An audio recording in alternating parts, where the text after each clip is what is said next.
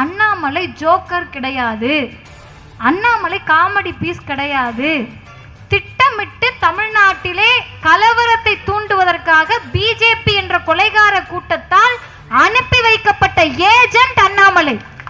இவரை நம்ம ஒரு ஜோக்கராவோ காமெடி பீஸாவோ நடந்து நகர முடியாது.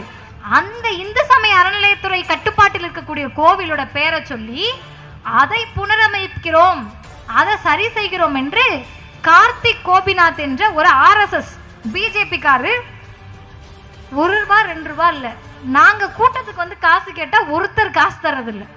ஏதோ நாங்க வீட்டுக்கு கொண்டு போற மாதிரியும், எனக்கு ஏதோ இவங்க வழி செலவு 20,000 கொடுத்து விடுற மாதிரியும் எதுவும் கிடையாது. கோவிலை புனரமைக்க போறோம்னு ஒருத்தர் கூட ஏன்னு கேள்வி கேட்காம 50 லட்சம் நினைச்சாவே பதறுது.